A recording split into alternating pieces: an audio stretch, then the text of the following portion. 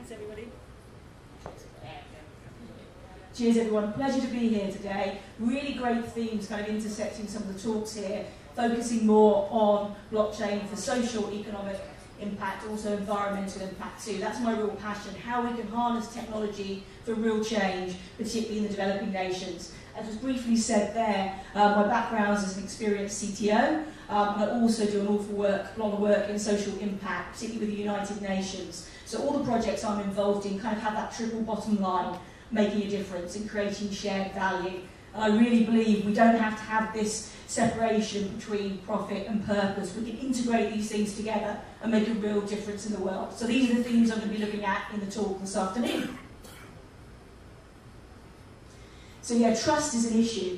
If we look at latest research, there's never been a time, well, for the last 17 years since this rating began, trust has been at an all-time low. And that's not just in the corporate sector, it's not just in bleeding-edge startups such as blockchain, this is across the board. There are cases across the world of charity pay is a big issue, breaches of data across the world in Oxfam, Cambridge Analytica, obviously Apple, we know these cases, they're everywhere, it's affecting trust. Across the media, we often have a focus on the dark side. This is affecting people. We don't know where to go for quality information. Unless you're embedded in the space, unless you've got a level of expertise, you don't know where to go for quality information.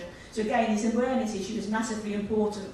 And blockchain has a great potential here to embed trust in the system and put a difference here and make a real change.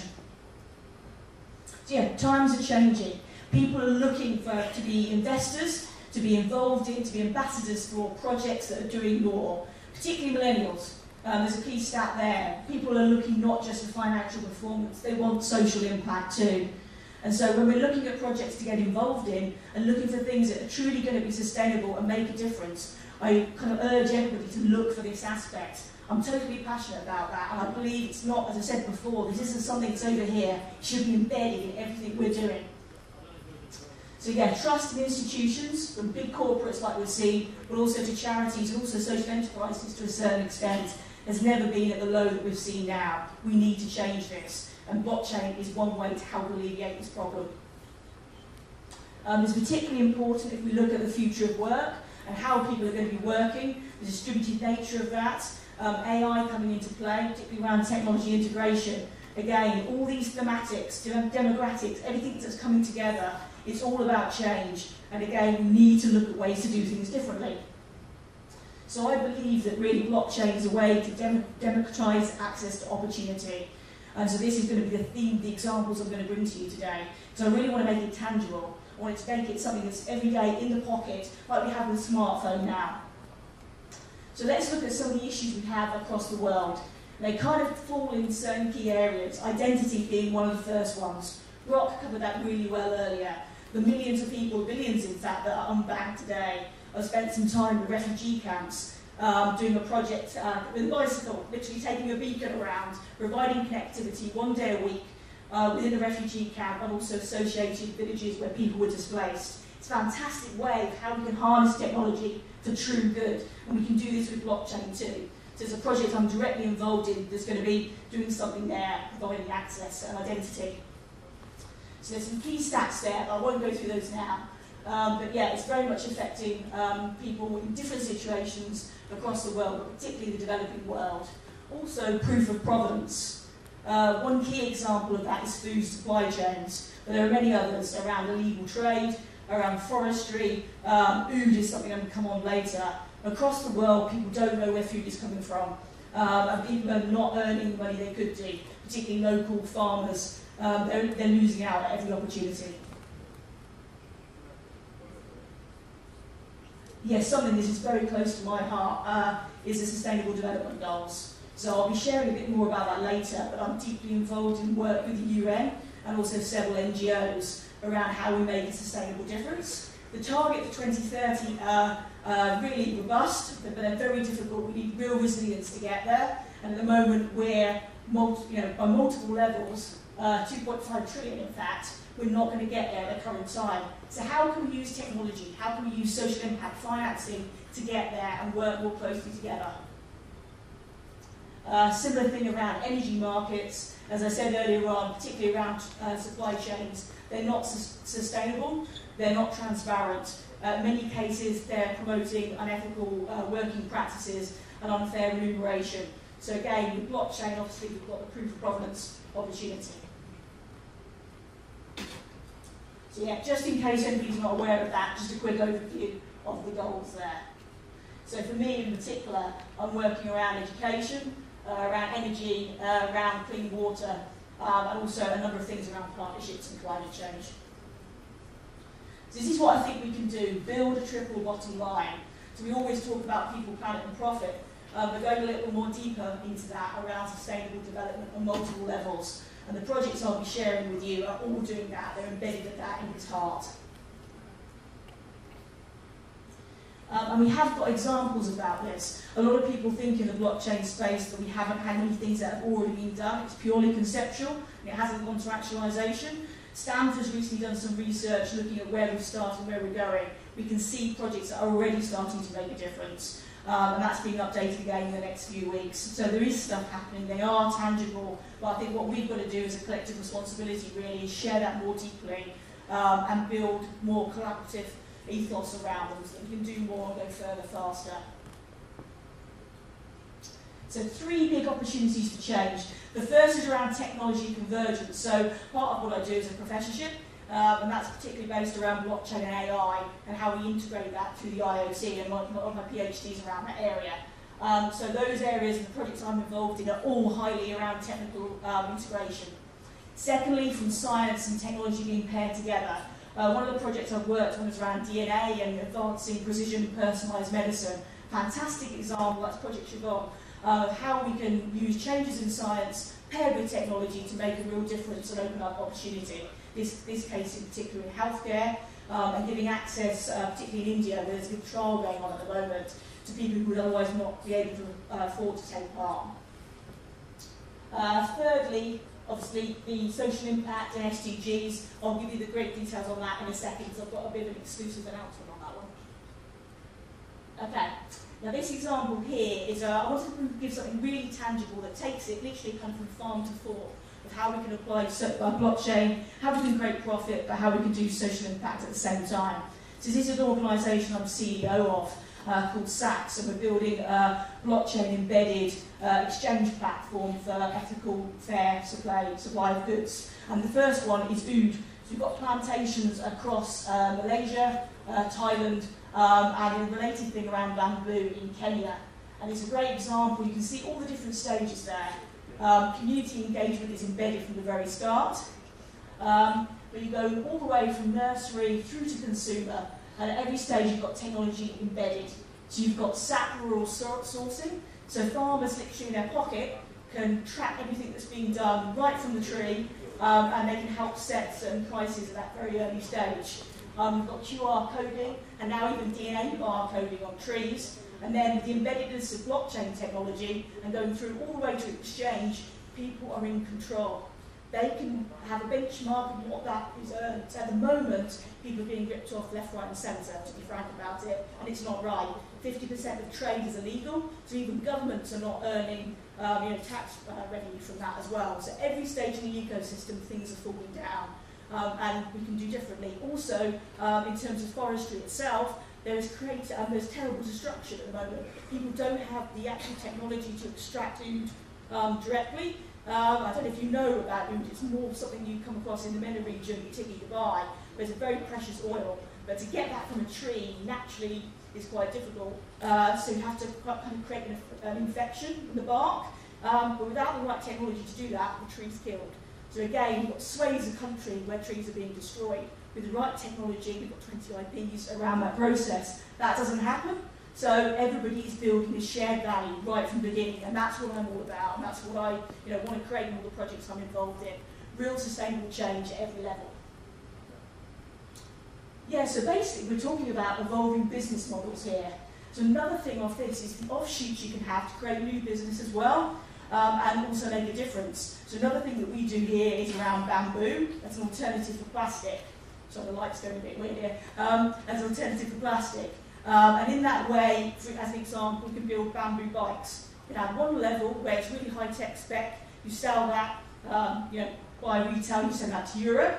And another one, it's something that can build schools together, local communities, and do good and connect people together. At the moment, it's kind of 10 miles between school and home for many children in this particular village. Okay, so yeah, in this way, we can show how blockchain can be accessible and every day. It's not something that's just fintech, it's not something just for the few, it's something for the many, and in every corner of the world we can find ways to use this. Obviously there are challenges. I'm not going to go into those technical ones today because I think they've already been well covered. I want to concentrate on the benefits and how we can collaboratively work together to overcome them. Other things we can do, as well as it being integral to the business, like the example I've given, also we can create bespoke foundations. So one to look out for, not a direct recommendation, but Omnitude, which is an enterprise level blockchain system, has got a creation of a new foundation, all about blockchain education, free to access. Fantastic. I'll leave that bit. That was me. I did Brave the Shave, so that was a Siobhan project. I'll come back to that as well. Okay, I'll just finish on about aspirational futures. So really, Brock's presentation was a real call for action, and I absolutely agree with that. So I've got a new foundation called Aspirational Futures. It's all about tech for good, social impact, and STEAM learning. In terms of STEAM learning, that is basically arts, creativity, and imagination combined with all the tech advances we've got here. I'm rolling that out with the UN and also with the UK government and other NGOs. Super excited, and I'd love to have one-to-one conversations on that. These are some of our partners, which I'm quite excited about because it's literally a really broad, holistic range. And yeah, that's my ethos. Let's collaborate, let's work together, let's not be in silos, let's integrate, share knowledge, do that openly, and that's how we'll really scale impact. And that's me, yeah. I'm literally on social media. I use it actively because I really believe in the social sharing side of stuff. So at Sally Eaves across the board is where you'll find me. And yeah, I believe smiles going on. So I wanted to end on that kind of note there. Really, let's come together. And any questions? Yeah.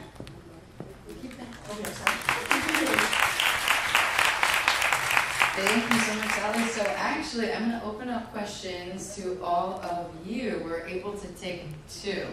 Now, this is my first time walking after 6 months, so you guys will actually have to come up to the stage. But who has a question? Can you help me? I've actually been walking for the past 2 weeks so far. That mic hasn't been working, but hopefully it will for you. Yeah. Or if you can help. Thanks.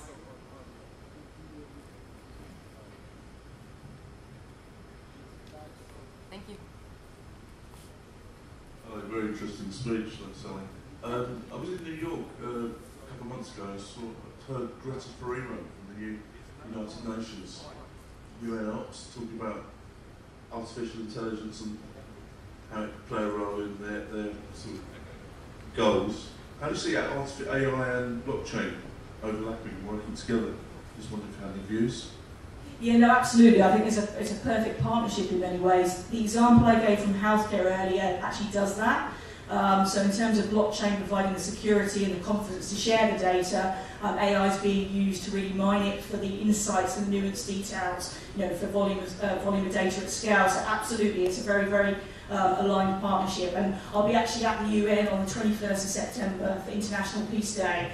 And I'll be making a much big, I wanted to give a bit of a hint about it there. There'll be a big announcement there about what's happening about Social Impact Fund and something that I'm leading across the world that's UN-backed. So we're doing it like a Kofi Annan special day for that day, but we're announcing all that as part of that week, because it's SDG week. So yeah, really, really close to my heart. As you can probably tell, I talk fast when I get really passionate, but yeah, I really believe in that, and I absolutely agree with you on that point.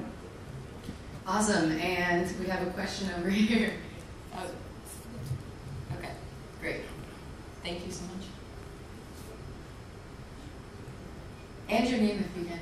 Yes, my name is Ryan Lee. Thank you for everything, Sally.